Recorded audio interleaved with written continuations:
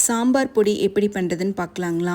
நான் சொல்கிற மெஷர்மெண்ட்டில் ஒரு டைம் ட்ரை பண்ணி பாருங்கள். ஏன்னா நான் எல்லாமே பாட்டிங்க, அம்மாயிங்க, அப்பா எல்லாம் எப்படி பண்ணுவாங்களோ அதை தான் நம்ம சேனலில் நான் போடுறேன். இது ஒரு டைம் ட்ரை பண்ணி பார்த்துட்டு எப்படி வருதுன்னு சொல்லுங்கள்.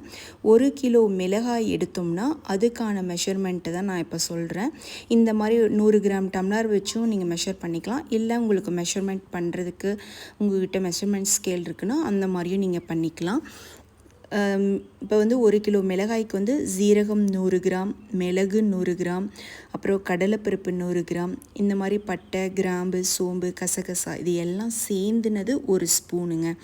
அதுக்கப்புறம் உளுந்து 75 கிராம், வெந்தயம் 75 கிராம், கடுகு 75 கிராம், இது எல்லாம் நல்லா வறுத்து இப்படி ஒரு பேப்பர் போட்டு ஆற வச்சுருங்க. அதுக்கப்புறம் கொத்தமல்லி 1 கிலோ மிளகாய்க்கு 600 கிராம் கொத்தமல்லி எடுத்துங்க. கொஞ்சோண்டு எண்ணெய் ஊற்றி நீங்கள் நல்லா வறுத்து அதையும் ஓரமாக நீங்கள் காய வச்சுருங்கன்னா அந்த சூடு போகிற வரைக்கும் வச்சுருங்க. அதே மாதிரி மிளகாய் 1 கிலோ மிளகாயும் எடுத்து அதே மாதிரி வறுத்து ஆற வச்சுக்கோங்க. அதுக்கப்புறம் கடைசியாக பெருங்காயம் 100 கிராம் கட்டி பெருங்காயத்தை இந்த மாதிரி உடச்சி கொஞ்சம் எண்ணெய் ஊற்றி அதையும் நல்லா இந்த மாதிரி வணக்கி அதையும் ஆற வச்சுக்கோங்க. எல்லாம் ஆறுனதுக்கப்புறம் ஒன்றா மிக்ஸ் பண்ணி கொண்டுட்டு போய் அரைச்சி கொண்டுட்டு வந்தீங்கன்னா அவ்வளோ மணமாக இருக்குங்க.